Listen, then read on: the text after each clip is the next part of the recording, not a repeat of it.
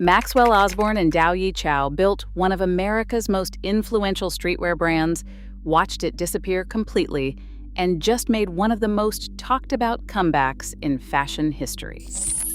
This is the story of Public School New York City, a brand that defined a generation alongside Supreme and A Bathing Ape, vanished for 7 years, and returned to prove that sometimes stepping away is the most radical move you can make. These two designers met in 2001 at Sean John, the hip-hop fashion empire built by Diddy. Osborne, raised in Kensington, Brooklyn, came in as an intern. Chow, 8 years older and from Jackson Heights, Queens, was already the vice president of marketing, having worked his way up through brands like Mecca and Echo. Both had come up through New York City public schools, PS 41 in Greenwich Village and PS 69 in Queens. That shared experience would later become the foundation of everything they built together. At public school, you could tell which groups of students belonged together by what they wore. Osborne would later explain that this observation about clothing as identity, about style as a form of self-expression and tribal belonging, planted the seeds for what would become one of the most important American fashion brands of the 20-teens. In spring 2008, they launched Public School as a menswear line with Barneys, New York. The name was not just a nod to their educational background, it was a statement about accessibility, about democratizing high fashion, about bringing the energy and authenticity of New York streets to the luxury market. They set up shop in Manhattan's Garment District, committed to keeping their entire production process local, supporting the tailors, pattern makers, and skilled garment workers that made New York fashion possible. Their design philosophy was simple but revolutionary, finding perfection in imperfection. They took familiar pieces and flipped them into unexpected contexts, blending high and low references from fashion, music, and art. It was streetwear with the construction quality of luxury fashion, tailoring with the attitude of hip-hop culture, and it predated the luxury streetwear movement that would later be defined by Virgil Abloh's Off-White and Jerry Lorenzo's Fear of God. They were creating something that had not existed before, a bridge between worlds that the fashion industry had kept separate. The early years were a grind, but by 2010, the Council of Fashion Designers of America took notice. Public School became the sole menswear brand chosen for the inaugural CFDA Fashion Incubator, a business development program designed to nurture promising American talent. Validation showed that what they were doing mattered, that their vision of American fashion had legs. During this period, they also began developing what would become their signature collaboration with Jordan Brand, reimagining the Air Jordan 12 and the Air Jordan 15 with luxury materials and streetwear sensibility. The partnership represented everything they believed about merging athletic culture with high fashion. Then came the breakthrough years. In June 2013, Public School won the prestigious CFDA Swarovski Award for menswear. 4 months later, they claimed the ultimate prize, the CFDA Vogue Fashion Fund Award, worth $300,000. Following in the footsteps of Alexander Wang and Proenza Schouler as Vogue Fashion Fund winners, it was their first nomination and first win. A stunning acknowledgement of how quickly they had risen through the ranks. The New York Times declared that Public School is the hometown team the fashion world is betting on. 2014 was their coronation year. They launched their first women's wear collection during New York Fashion Week to critical acclaim. They won CFDA Menswear Designer of the Year and took home the first ever Woolmark Prize for menswear. By any measure, they had arrived. Public School was being sold at Harrods, Saks, and Bergdorf Goodman. They were the darlings of American fashion, representing a new generation of designers who understood that luxury and street culture weren't opposites. They were partners. The accolades kept coming. In 2015, they won the International Woolmark Prize for menswear, cementing their global reputation alongside fellow Black American designer Kirby Jean Raymond of Pierre Moss, who was similarly pushing boundaries in luxury streetwear and earning CFDA recognition. But the biggest validation came when Caroline Brown, Chief Executive Officer of Donna Karan International, recruited them to take over as creative directors of DKNY. It was a massive opportunity, the chance to reimagine one of New York's most iconic fashion brands. Their first DKNY collection debuted at New York Fashion Week in September 2015. They brought their downtown sensibility to a brand that had become synonymous with uptown professionalism. It was ambitious, it was bold, and it represented everything they believed about the future of American fashion.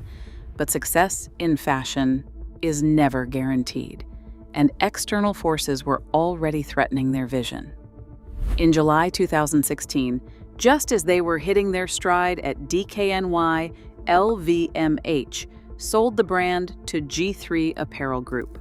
The luxury conglomerate that owned Louis Vuitton and Givenchy had purchased the DKNY trademark for $450 million back in 2000 and flipped it for $650 million. The sale meant new ownership, new priorities, and new pressures that did not align with what Chow and Osborne were trying to build. The writing was on the wall. A year and a half after taking over DKNY, following the company sale and strategy changes, they stepped down. The dream of reimagining a legacy brand according to their vision was over.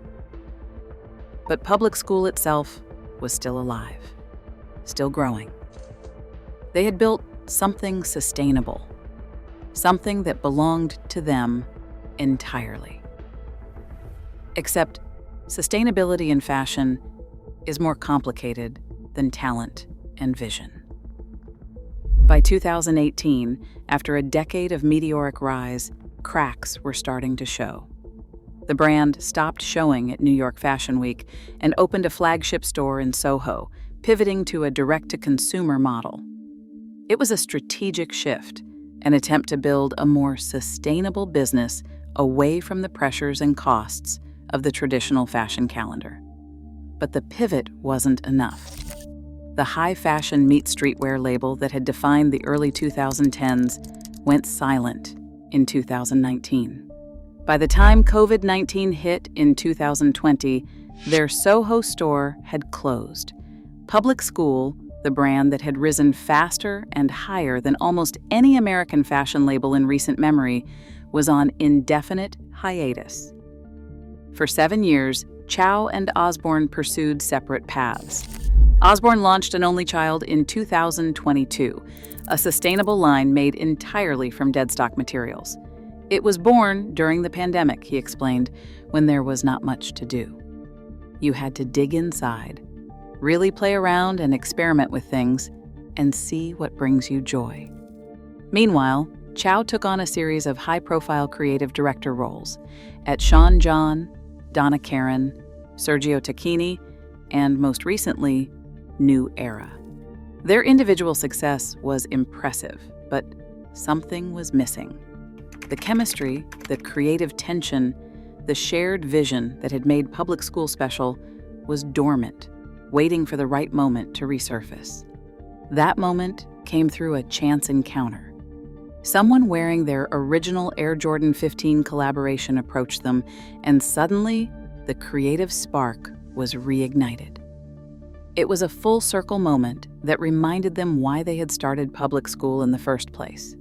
The streets were calling them back. In May 2025, the first signs of life appeared. The Public School New York Instagram account became active with clips of a custom design they had created for NFL star Justin Jefferson for the Met Gala. Both designers were featured styling the football player in a Glen plaid suit with high-waisted double-pleat pants and a cape. It was unmistakably Public School, the perfect blend of athletic culture and high fashion that had made them famous. September brought a splashy but intimate supper club event for friends and press, a tease for what was coming. In November, they presented at the CFDA Awards, where Tom Brown took home the American Menswear Designer of the Year award. The fashion world was starting to whisper, public school was back.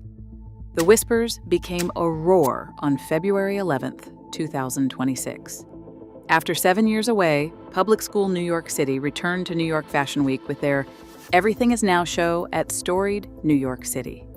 The room was filled with anticipation and familiar faces: Monica, Vashti, June Ambrose, the cultural tastemakers who had supported them from the beginning. What they showed was not a nostalgic return to their 2010s glory days. It was evolution.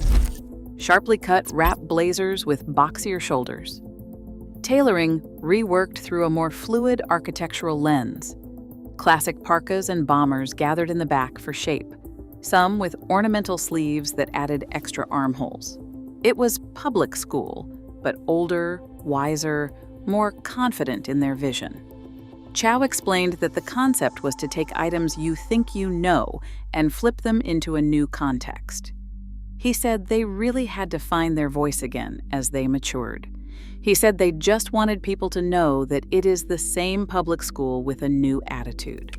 The show also debuted new collaborations with Nike and Jordan Brand, including a new take on the Air Jordan 15, originally designed by Tinker Hatfield, rendered entirely in black suede, swapping the original's Kevlar weave for something more luxurious. At the tip of the pointed tongue sat Public School's WNL logo, "We Need Leaders." It was a statement about fashion, about culture, about the responsibility that comes with influence. They felt surprisingly calm this time around, Chow told Essence. He said he thinks it is because they have that deep gratitude to be here again. There is an urgency to the moment, an urgency to seize everything that is right in front of you because they do not know what tomorrow is going to bring. That urgency was not just personal, it was cultural. Their return came at a moment when fashion was grappling with questions of authenticity, sustainability, and cultural relevance. The industry had moved toward faster cycles, more collaborations, more noise. Public School's 7-year silence suddenly looked less like failure and more like wisdom. It felt great to be here representing Black people during Black History Month, Osborne said at the show. I am a child of an immigrant. Everything that is happening is sickening. I cannot even imagine what would happen if my family got torn apart. But I am just trying to be present in this moment. Their comeback was not just about fashion, it was about representation, about the power of Black creativity in American culture, and about the importance of New York as a cultural center. During their original run, they had created Make America New York caps as a response to divisive political rhetoric, donating proceeds to the ACLU. Now, in 2026, that message felt more relevant than ever. The fashion press noticed. After 7 years away, Maxwell, Osborne, and Dao-Yi Chow had re-entered New York Fashion Week with tailoring as armor and downtown Black New York in every seam. Their comeback was being hailed as a vital evolution in New York Fashion Week's cultural narrative. But perhaps the most telling detail was their choice of venue and timing. From February 12th to 14th, they opened a pop-up at Retail Innovations Lab at Highline 9, complete with custom embroidery and tailor-made suiting. They were back to their roots, direct engagement with customers, New York production, the marriage of craft and culture that had always defined them. One of their favorite pieces from the new collection was a reworked Nike Air Max Godomi boot. It is one of our favorite boots, Chow said after the show, but it is also a metaphor for the entire collection. The Godome had been well received as a boundary-breaking shoe when it debuted in 2000, but it fell from the spotlight as tastes changed. It returned in 2026 as an ahead-of-its-time classic. The parallel was impossible to miss. Public School's story mirrored the Godome's journey: initial success, cultural shift, temporary disappearance, and return as something more valuable than before. They had achieved something rare in fashion, a second act that felt more meaningful than the first. Public school's pause could have read as disappearance, one critic wrote. Instead, it reads now as evolution, not reinvention for reinvention's sake. A recalibration, a reminder that sometimes stepping away is the most radical act in an industry addicted to speed. 7 years ago, public school was a $4 million business growing 30% annually. Today, they are something more valuable, a brand that understands the difference between success and significance, between being famous and being important. They have proven that in an industry obsessed with the next big thing, sometimes the biggest thing is having the wisdom to wait for your moment. We just started talking about these man-made constructs to keep people from each other, Chow reflected, while envisioning a world where if you are a human being, you are a citizen of the world. That you should be at home anywhere you go, regardless of what line you have crossed, or what wall you have come over, or what water you have crossed. That vision of fashion as a universal language, of creativity as a force for connection rather than division, is what brought public school back. Not the promise of profit or fame, but the possibility of meaning. In a world that often feels designed to separate us, they are still making clothes that bring us together. Everything is now, indeed.